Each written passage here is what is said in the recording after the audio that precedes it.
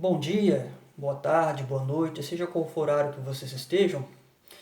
Hoje eu me senti à vontade para compartilhar com vocês um assunto muito importante, um assunto que chama muita atenção das pessoas, né? E que, inclusive, ele participa diretamente no processo de formação de cada cidadão.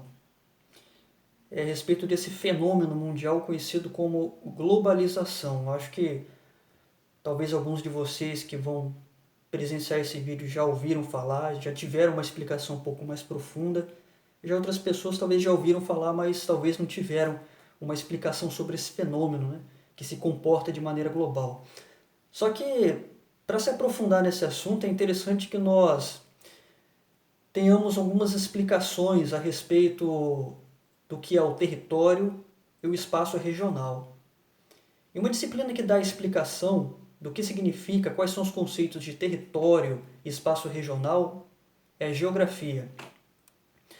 Só entendendo o que é o território e o espaço regional que a gente consegue entender como que esse fenômeno ele entra no território, ele consegue se adentrar no espaço regional, muitas vezes trazendo desigualdade social, política e econômica. Não que a globalização seja completamente ruim. Ela também tem os seus aspectos positivos, mas também tem os seus aspectos negativos. Então vamos entender o que é o espaço regional explicado pela geografia e o que é o território. O espaço regional ele é uma sucessão de territórios presentes dentro do espaço. E cada um desses territórios eles têm uma característica única entre eles, ou seja, uma característica heterogênea eles têm entre eles ali. Por exemplo, pode ser a cultura, aspectos econômicos, ou pode ter até mais de uma característica em comum entre aqueles estados ali. Só para dar um exemplo, a região Nordeste. Todos os estados que estão ali na área de abrangência da região Nordeste, eles possuem algumas características em comum entre eles, por isso que eles estão inseridos naquela região. Então, a definição de espaço regional de maneira bem resumida é esse. Estados que possuem características comuns entre eles. Por exemplo, a região Sudeste. São 4 estados.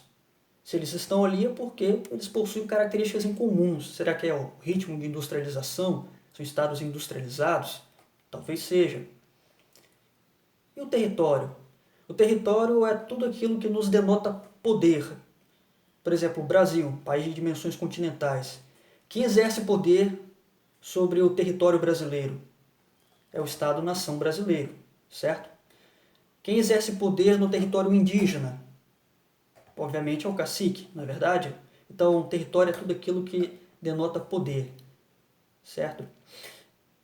Além de entendermos os conceitos de território e espaço regional, é importante nós entendermos algumas alcunhas que foram inventadas, que foram criadas. Por exemplo, muitos de vocês já ouviram falar os termos países desenvolvidos, subdesenvolvidos, primeiro mundo, segundo mundo, que caiu em desuso, a gente vai saber mais à frente por quê, e o chamado terceiro mundo, certo? Vamos à explicação então?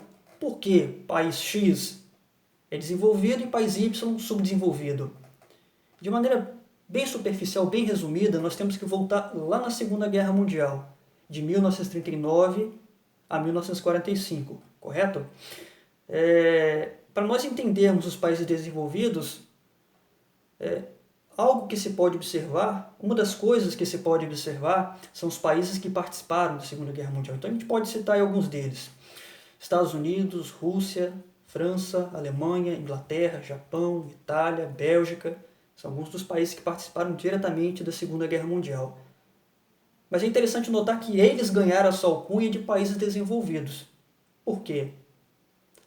A explicação é um pouco simples. Pelo fato deles terem investido em tecnologia bélica ao decorrer da Segunda Guerra Mundial. Essa é uma das explicações, correto? E não só investimento em tecnologia bélica para se defender ou para atacar os seus inimigos, são países desenvolvidos economicamente, socialmente, politicamente. Agora, outro detalhe interessante é que um dos pontos que reforçam esse termo países desenvolvidos para esses países que participaram da Segunda Guerra Mundial é o fato de, após o término da guerra, da Segunda Guerra Mundial, muitas das tecnologias investidas no setor bélico foram utilizadas para o bem comum. Ou seja, a sociedade se apropriou daquelas tecnologias destinadas ao setor bélico. Então esses países certamente são mais desenvolvidos. Aí nós havíamos falado também sobre os subdesenvolvidos. Como que acontece isso? Por que eles são subdesenvolvidos? Olha, de maneira bem simples, os países subdesenvolvidos eles são o oposto dos desenvolvidos.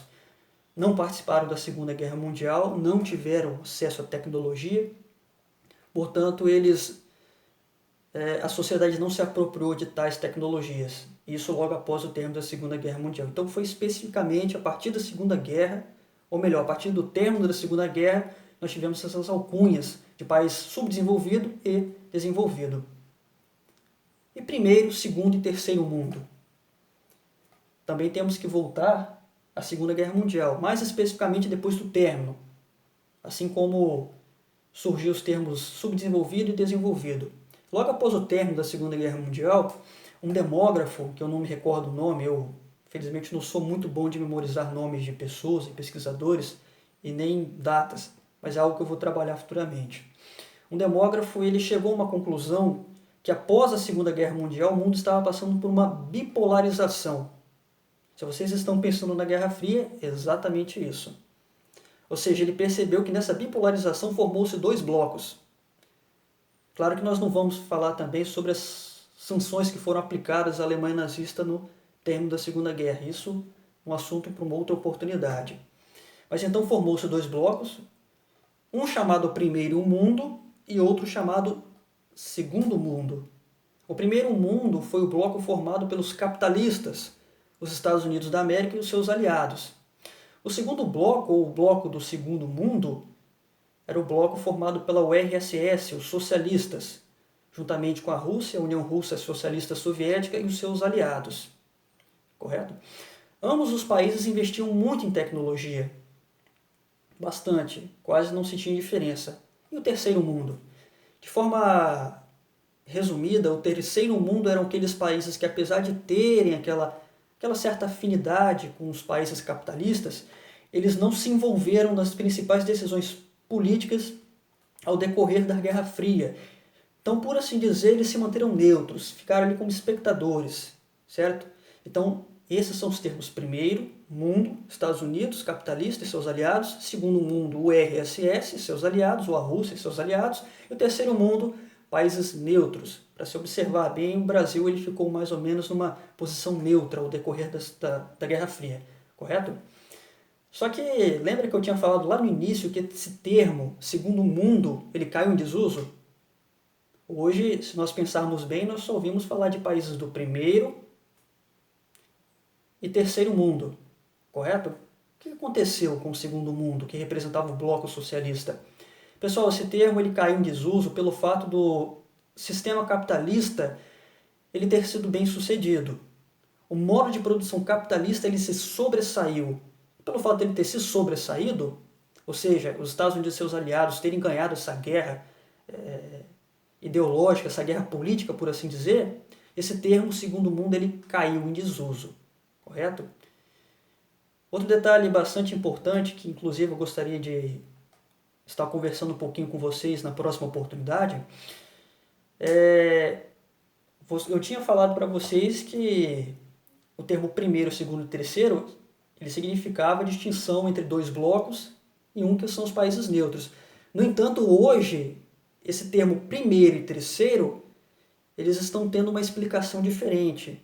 Talvez você se pergunte assim, mas peraí, eram blocos?